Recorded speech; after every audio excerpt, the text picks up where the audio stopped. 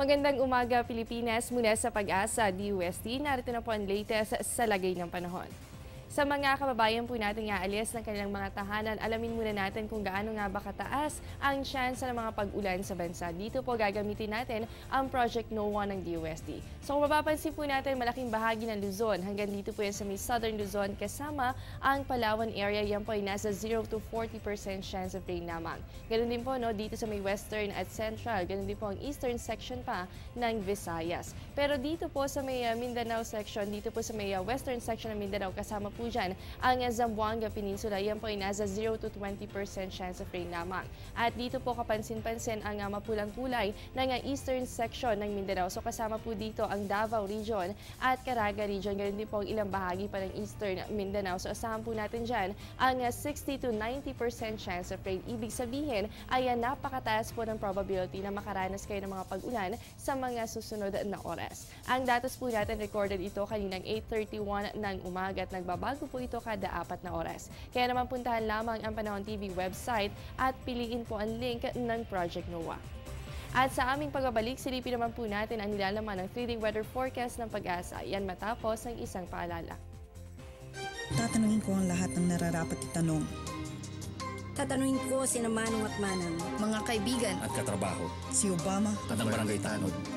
tatanungin ko ang mga taong dapat tanungin para sa mga bagay na dapat ipaliwanag. Para sa bansang kailangan magtanong. para sa kinabukasan ng ating bayan.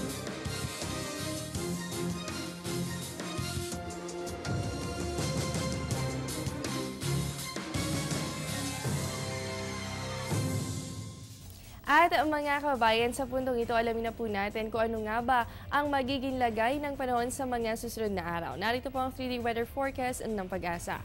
Sa Baguio City, asahan po natin na magpapatuloy ang fair weather conditions simula bukas hanggang sa araw po yan ng Sabado. Ang agwat naman ng temperatura sa inyong lugar, iyan po ay nasa 14 to 23 degrees Celsius. Dito po sa atin sa Metro Manila, asahan din natin ang good weather condition, di ba na lamang po sa pagkakaroon ng bahagyang maulap na kalangitan simula bukas at magpapatuloy po yan hanggang sa Sabado. At sa Metro Cebu naman po tayo, asahan din dyan ang good weather condition. Ito po yung partly cloudy to cloudy skies with isolated rain showers and thunderstorms for the next 3 days. Sa Metro Davao naman po tayo, asahan din dito ang good weather condition. Di ba na lamang po sa mga localized thunderstorms na posibleng magdulot ng biglaang buhos ng ulan. So asahan po natin ang ganitong klase ng panahon simula bukas, ganun din po sa Biyernes at sa Sabado.